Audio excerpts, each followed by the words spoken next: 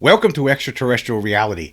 Today we're going to talk about two different stories involving alien encounters, and these two stories are very, very strange. The creatures that the people encountered in these cases, they're not the commonly reported types of aliens, and I guess it's another instance that goes to show that there could be who knows how many different kinds of species are coming here, and it also beggars the question.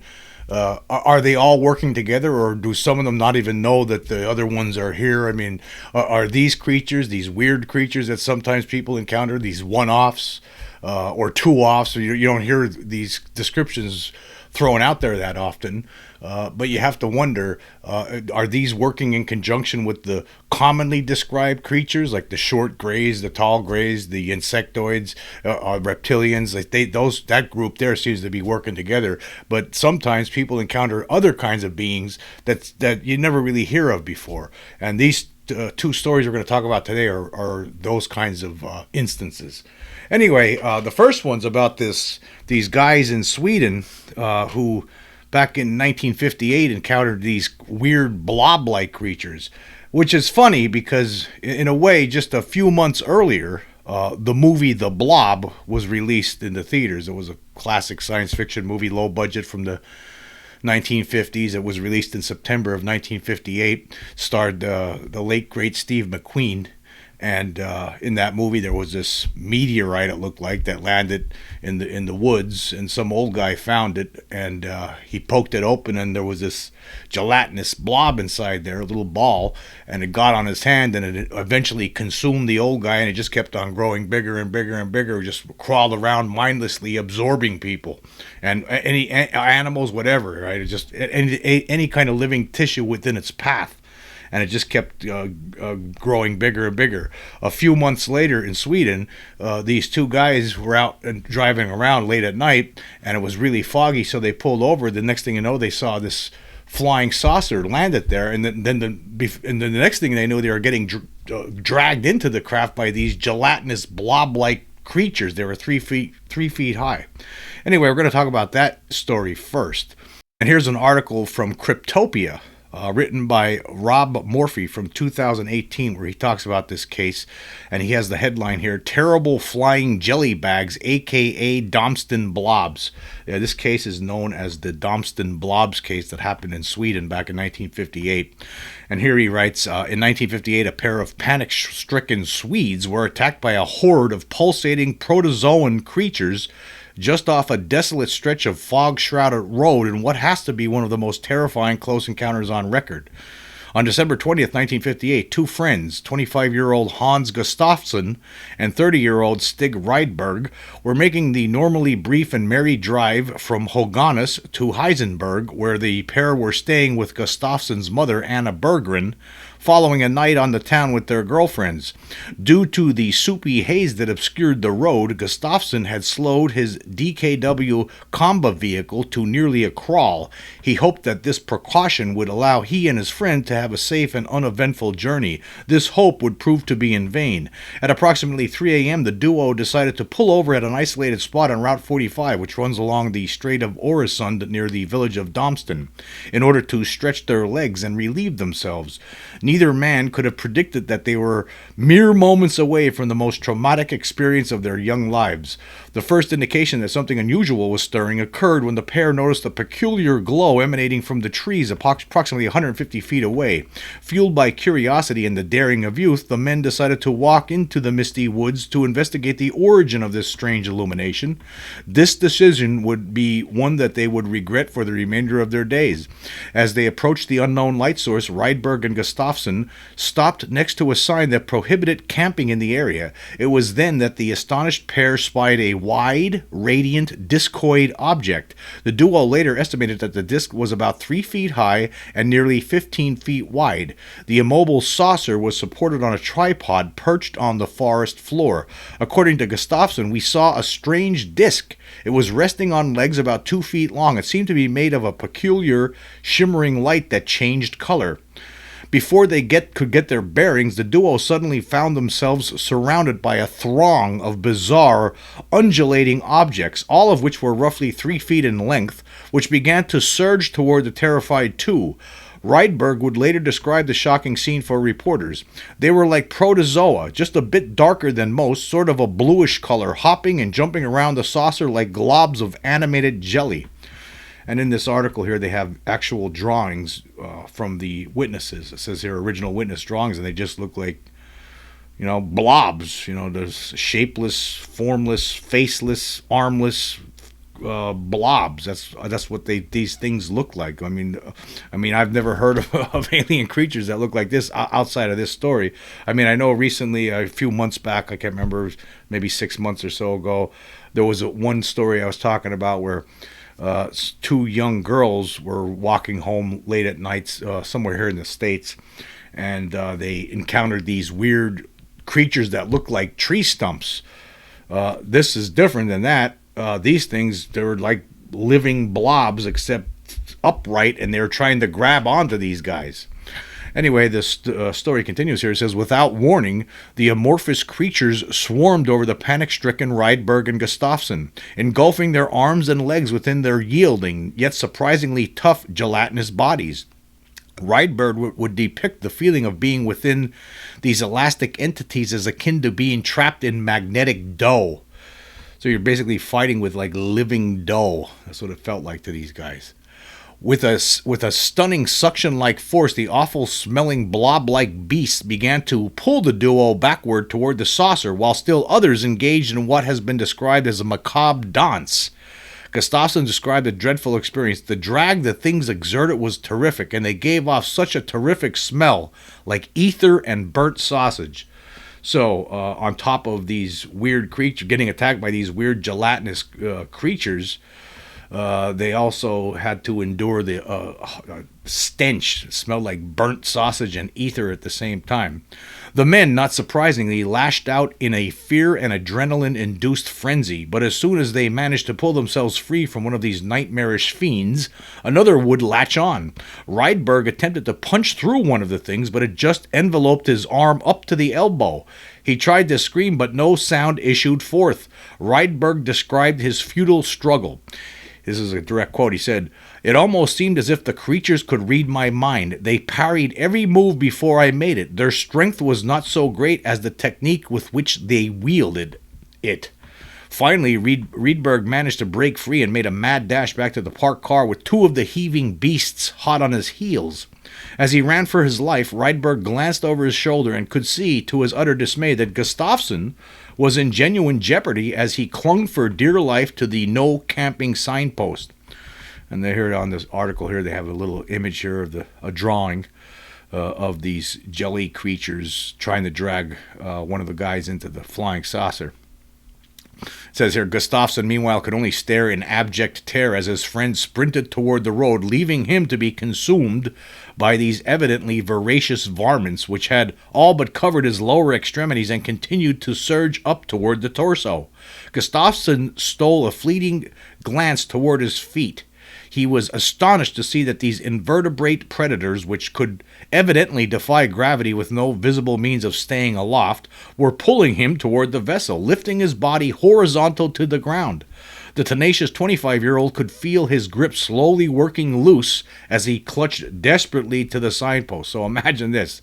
You're grabbing onto a signpost as these weird kinds of creatures that have never been talked about in any sort of scientific journal to date, even up to 1958, no way, and not to this point either. There's nothing ever been discovered like this. You've never even heard a description like this, right, of something, and all of a sudden you're presented with this scenario where you're getting dragged and toward a spacecraft by gelatinous blobs. Imagine the terror you would be feeling this guy here was grasping onto a sign at the time, a sign on the side of the road. Anyway, continuing here, it says, Rydberg, still being chased by the vicious fiends, knew that there was nothing he could do for his friend and ran all the harder. He threw open the car door, the pursuing creatures almost upon him, and slammed his fist into the horn in the desperate hope that some passer-by would hear the piercing blare and come to their aid. It was at the moment that Hans Gustafsson and Stig Friedman became two of the luckiest men on Earth at that very moment. Yep. The sound of the horn seemed to have a profound effect on the jelly bags. Instantly, the gooey pair that had been following Rydberg turned tail and began heading back toward the saucer without their quarry. The organisms that had been pulling Gustafsson also released their victim, who collapsed onto the ground in a heap just in time to see the boneless beasts stampede their way back into the underside of the ship. So whatever that was going on here, it seemed like the sound of that horn scared these creatures to scurry away and to leave these guys alone for some reason. Beyond relieved, Gustafsson scrambled to his feet and ran for the automobile. As he threw the door open, Gustafsson turned back just in time to see the saucer soar skyward with a high-pitched whistling. The repugnant, burnt chemical scent was all that remained of the otherworldly assailants. The men sat in stunned silence, tears streaming down their ashen faces, each man trying to process the harrowing ordeal in their own way. The event had only lasted approximately 5 minutes, but they both knew that neither would ever be the same again. No, I guess not. It would be the better part of 20 minutes before Gustafsson's trembling would subside enough for him to drive the remainder of the way home. Upon arriving in Heisenberg, the men concluded that it would be best if they kept their unbelievable experience to themselves. They were both understandably afraid not only of the ridicule which would inevitably accompany any report as bizarre as the one they would be compelled to make, but also by the fact that their mental stability could also come into question. Yes. And then and here's a quote from a book here written by a famed Swedish ufologist, Gösta Rehn, who interviewed the eyewitnesses extensively. He stated, although our reasoning ability seemed...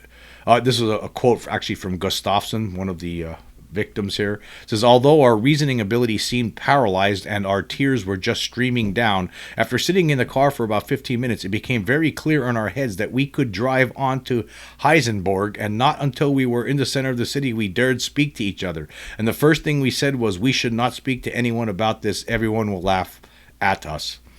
And there's more to this article. I'll leave the link so you could check out the entire thing. It's a very interesting story. In fact, at one point they did visit police, and and very similar to what happened years later with the 1973 in the Pascagoula case, the Pascagoula, Mississippi incident where two guys were dragged into a craft by weird robotic-like creatures. In this 1958 case, eventually they did tell people, and then somebody in their family decided to contact the newspaper, and then the police interviewed them, so it became a big deal back then in Sweden. And so what happened was they had a tape recorder. They left the guys alone, similarly to what would happen years later in Pascagoula. They had a tape recorder, and they wanted to see if these guys would say something while they were alone, to see if there was some sort of a trick, but that did not happen. No, they were talking about this incident, and they were very shook up from it still. And it's a very interesting, their reaction. They didn't talk to each other for like 20 minutes after it happened, which is very similar in my mind to what happened to me back in the mid-1990s. I talk about the incident when me and my friend were night fishing, and a flying saucer comes right up and right to us, right where we're at, and just hovers there in the air. I've talked about this story a number of times, and we got out of there. We were scared. We didn't know what was going to happen, but we weren't even talking. It was like a frenetic kind of thing just to get out of there, right? And we drove out of there in this pickup truck, and we didn't talk for a while. We got to a Dunkin' Donuts, and we were sitting in there, and I finally broke the ice, and I said to my buddy, I was like, Scott, that was a UFO. And the first thing he said, I'm not telling anyone, I'm not saying anything, right? Because he didn't want to talk about it, because he knew that what would happen, right? There's going to be ridicule. And I felt the same thing, actually. Because I already had an experience when I was a kid, and I knew... what happens, people don't believe you when you tell these things. When these kind of weird things happen to you, right, people are not going to believe you. A lot of people are not going to believe you. And I knew that that would be the case in the 1990s, because I already had that experience when I was a kid. And that's why my friend didn't want to say anything, because he knew too. Everybody knows. When these things happen to you, because of the stigma that has been created around it, it makes it difficult to want to talk about these things. But I did talk about it anyway. I did tell people. But I thought about not telling them at first. I thought about not saying anything. In fact, I did tell people at the time, and I would bring it up here and there over the years. But you get ridiculed over it. People laugh at it. They think that you might have had you were just seeing things, or you misidentified something, things like that. And I mean, who's going to believe a story like this? It's absurd. It's absurd. But I think that this thing really happened. I mean, there was an investigation. There was the guys. These two guys were interviewed extensively by different people, by the police, by UFO researchers, and they seemed to be credible guys. I don't see how you can make something up like this. I just find it odd. It's just funny that just a few months earlier in the United States, I don't know when the Blob was released in Sweden. For all I know, it could have been in 1959, or maybe these guys never even heard of it, right? But it just seems funny that something weird like that happens in the same, just a few months after the release of a movie like that.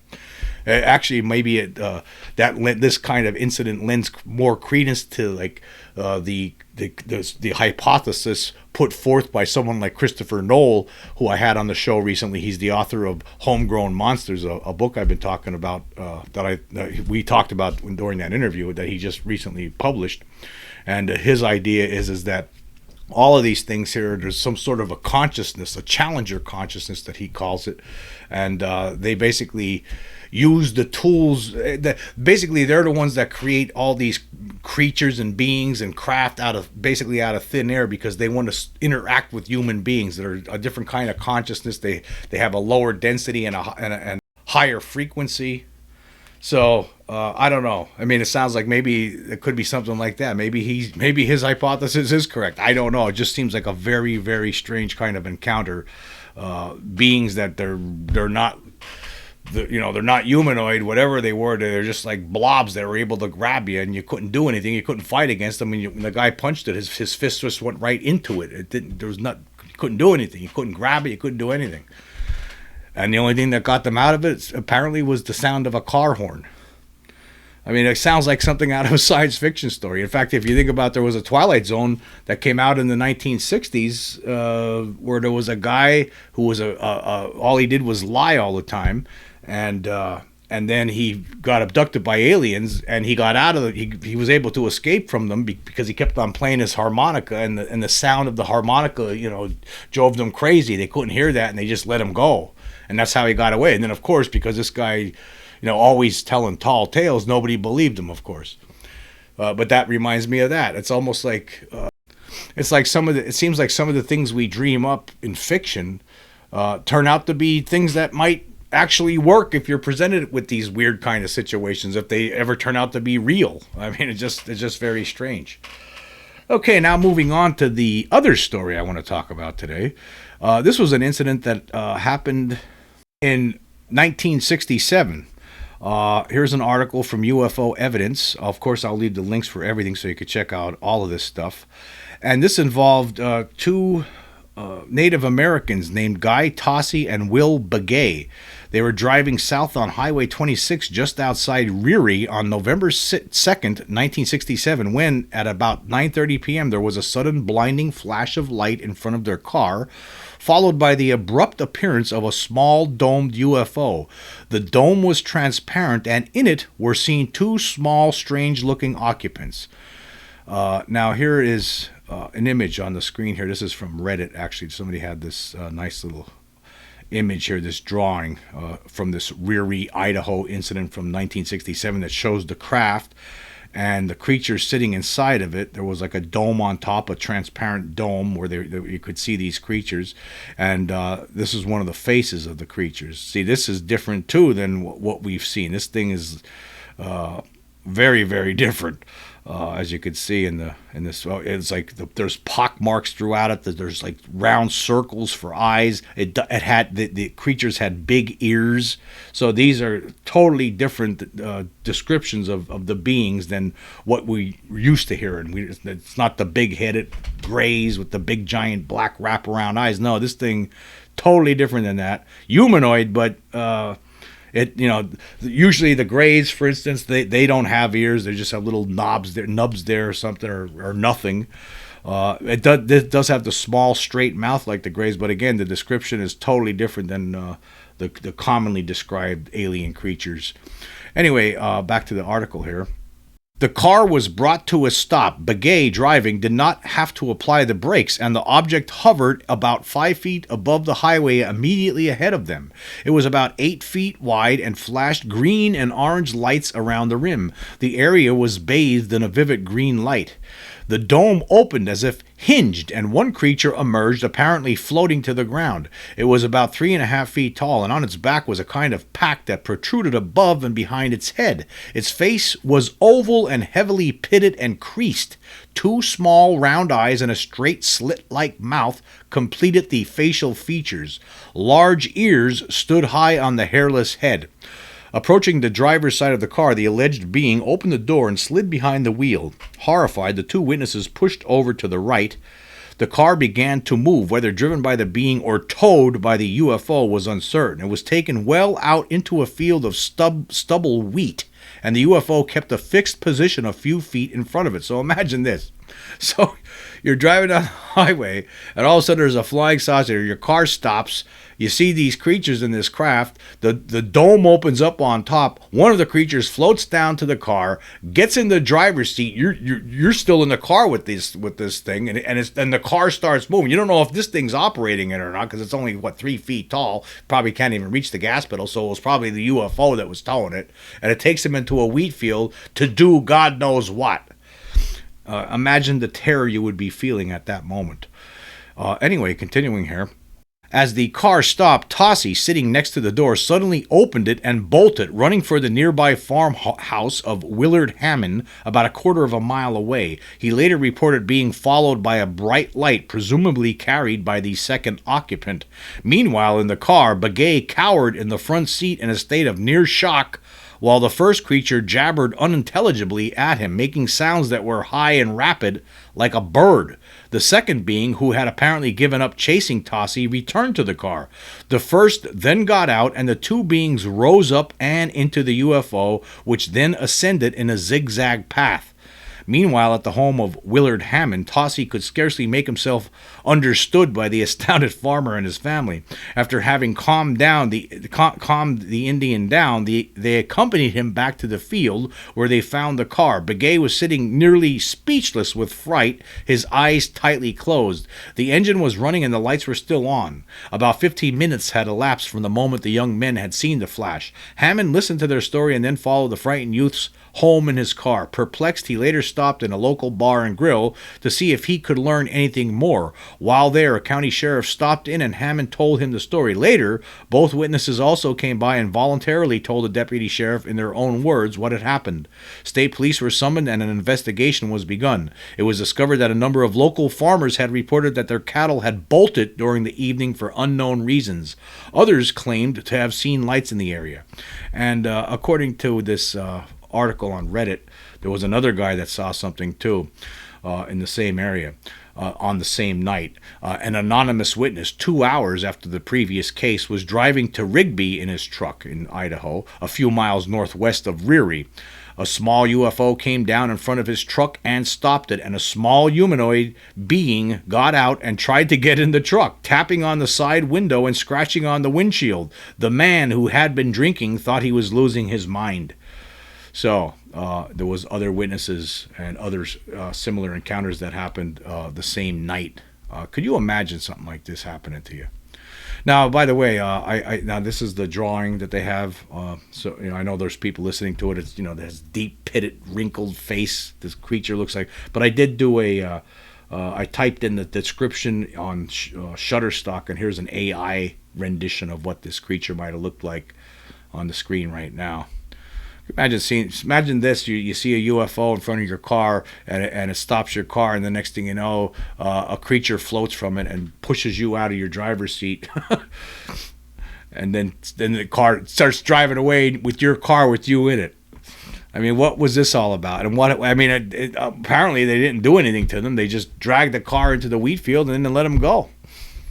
I mean, what is this all about? Why would this happen? What was the purpose of it all? Was it an experiment? Were they just curious? Apparently one of them tried to talk to the one guy, but he didn't understand a word it was saying. It was sounded like a bird. But again, these instances here are different than the common kinds of ones we hear about all the time. This isn't dealing with the big-headed gray aliens or the praying mantis aliens or the reptilian aliens. I don't know what these things are. We're talking about gelatinous blob kind of creatures, and creatures with big ears and wrinkled faces, 3 feet tall. Are they all part of the same team? Are they all, working for the same organization, or are these just other beings just exploring the universe? I mean, and they're just stopping by sometimes. Is that what we get here, or is it all part of some grand scheme that they're all in on it? I have no idea. It's all a guessing game. I would imagine there's probably all kinds of different beings coming here, and a lot of them probably don't even realize that there's other ones here checking us out at the same time. I would imagine that's probably what's going on. Or maybe they come here and they suspect there's other ones here, but none of them really communicate with each other. Who knows what the hell's going on? It's all we could do is guess. I'm sure we're very interesting. I mean, look at us. I mean, look at the craziness of the human race, the violence and the heartache and the destruction we cause just onto ourselves all the time. We must be a great movie for these beings checking us out. Look at these animals, the way they treat each other. Anyway, I want to get caught up now on the recent Spotify polls. Okay, I guess we're going to start off with, I think this is one we already did, but we'll see where it's at now. This was for the episode, Those Unaware of the NHI Presence Are Living in a Fantasy / Ring Camera Alien Contest ended in 2023. I asked this question: are you living in a fantasy where non-human intelligent beings don't exist? 32 votes so far with 16 days left. Okay, we're up to 5 people, or 15.6% say yes, they are living in a fantasy where non-human intelligent beings are not here. While the majority, 27 or 84.4%, they say no. Of course, I'm with the no's on this one. I don't live in that fantasy. I know for a fact that we're not alone because I've seen one of these beings up close. Okay, moving on. For the episode Aliens Hiding Behind Invisibility Cloaks Watch Us, I asked this question: what would you do if you saw a partially cloaked alien staring at you from a tree? 44 votes so far with 20 days left. Okay, let's see what we got here. 0 people say they would kneel and mumble prayers. So, yep, not one person here says that they would kneel and start mumbling prayers. Let's see. 1 person, or 2.3%, says they would cry like a baby. 3 people, or 6.8%, say they would pretend it's not there. 6 people, or 13.6%, say they would throw a rock at it. 8 people, or 18.2%, say they would run like hell. And then another 8 people, or 18.2%, say other. Now, I just want to, before I go on to the number 1 reason here, I was going to say there was a lot of different things we could have written in here. Now, one of them I didn't put in, and I did it on purpose. Somebody asked me, said they would have taken a picture of this. They would try to take a picture of it. Of course, I think just about all of us would try to take a picture of it if we could, right? I mean, if you see something, you're going to try to take a picture of it, and you're going to do one of these other things after that, right? You're going to try to take a picture of it, and then you're going to try to do something else. You're either going to run like hell, throw a rock at it, or the number 1 reason here, attempt communication. 18 people, or 40.9%, said they would attempt communication. So I just want to point that out. Yeah, I think that's, in this world in which we live now, that's going to be one of the first things anybody does with any kind of incident, whether whatever's happening, right? Whenever there's an event going on, the first thing anybody does anymore, they pull out their cell phone and they hit the record button. That seems to be a given. I'm sure a lot of people are going to do that, but they're also going to do one of these things here. They're going to either pretend it's not there. They might take a picture of it. They might not believe it. They might start crying like a baby as they take a picture of it, and then start running like hell. It could be a combination of all these different things.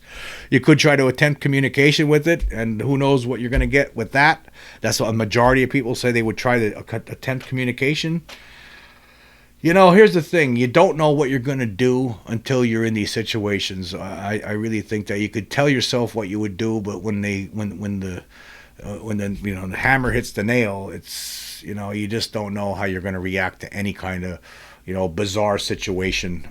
If you're looking at an invisible, seems like a predator kind of alien looking at you in a tree, you might not even think about taking a picture. The first thing you might do, you just might run like hell. because it might scare. It depends on how scary the whole situation is. If you're alone in your car's, a half a mile away from where you're at, and you're seeing this, you might be running that half a mile the fastest you could ever run. You just don't know what you're gonna do.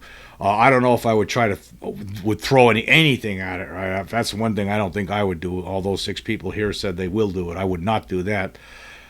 It's easy to sit here and say, yeah, I would attempt communication, but again, I just don't know. Until you're in that situation, when I was, in the mid 1990s, even though by that point I was aware of that this was a real phenomenon because I finally came to terms with what happened to me when I was a kid. With the creature in the room, right? So I knew that there was things there, but then you see something coming at you in the middle of the night, in the middle of nowhere. I mean, I was scared. I mean, that was, at first there's a moment of awe, and then it's like, let's get the hell out of here as fast as we possibly can. Like, I don't want to stick around. I don't know if they're going to land here and they're going to drag us into the craft. That's what I was thinking. So I don't know. I mean, I don't know if you want to hang around some sort of an alien that has cloaking abilities. I don't know. I mean, could imagine trying to fight against something like that. You wouldn't know where it's coming from. You wouldn't be able to see it properly. It would be terrifying, absolutely terrifying. So you just don't know.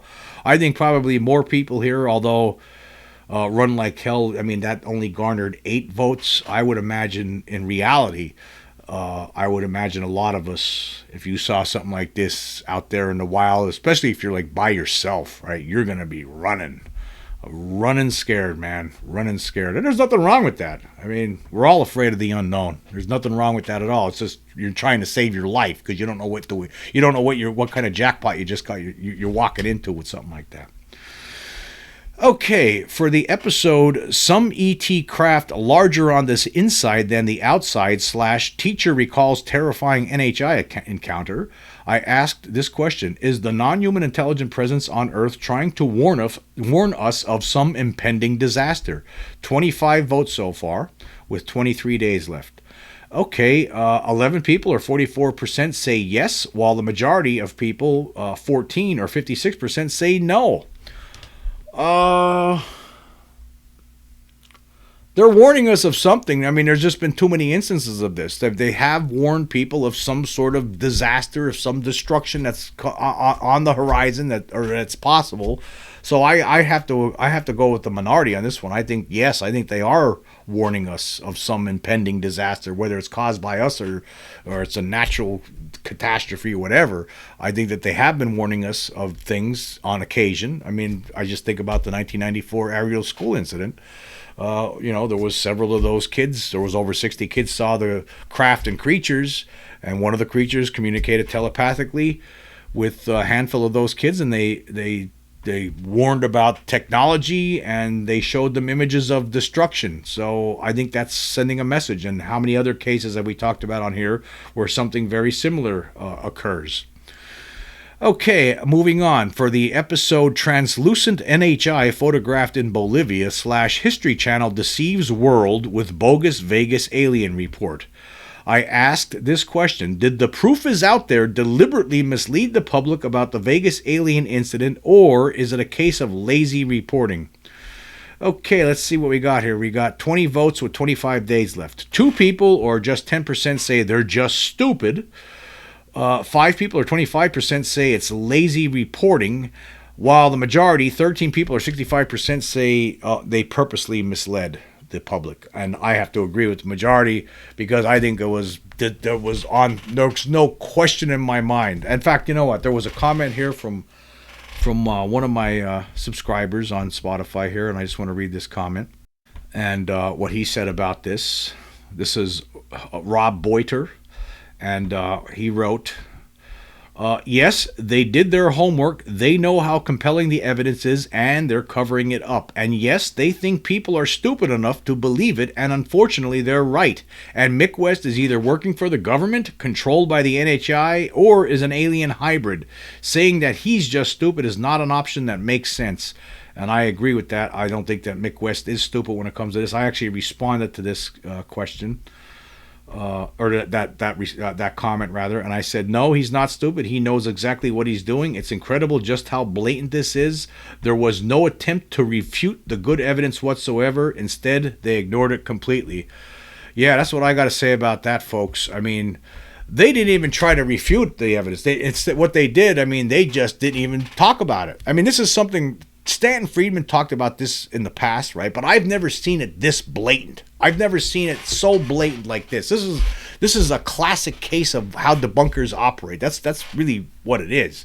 I mean, they ignore all of the good evidence. Stanton Friedman talked about this in all of his books. When Stanton Friedman wrote about the debunkers, when he talked about the debunkers, this is the kind of stuff he would talk about, how they handle this. They would just ignore the good data that shows that something weird happened, right? And they would just cherry pick stuff that supports whatever hypothesis they originally came up with in their minds.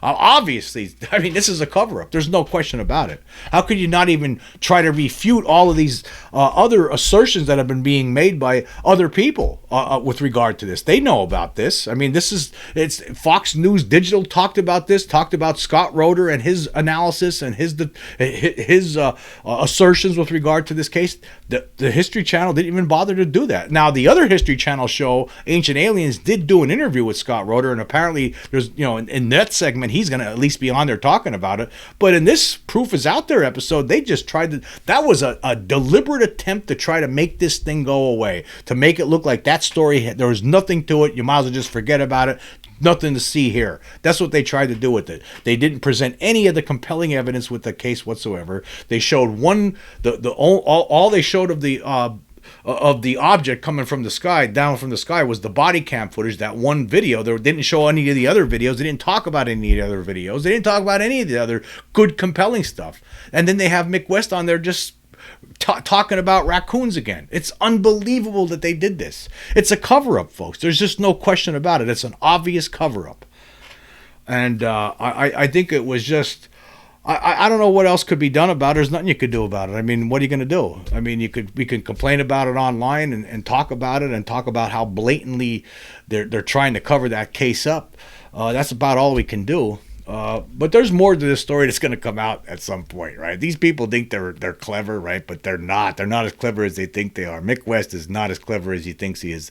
Mick West is a phony. These people are nothing but a bunch of phonies. They're obviously they're in this together. They're working. They know what they were trying to do with that, and they did it. They pulled it off. They decided not to use any of the credible evidence. They didn't even try. You know what? One of the reasons they didn't do that, because then they would have to try to refute it. They can't do it. Remember, Mick West turned down $5,000 to do an analysis of the 1 minute and 41 second cell phone footage. He wouldn't do it. He wouldn't try to refute what Scott Roeder put out. He won't do it. Scott Roeder has a way better credibility than Mick West when it comes to things like this.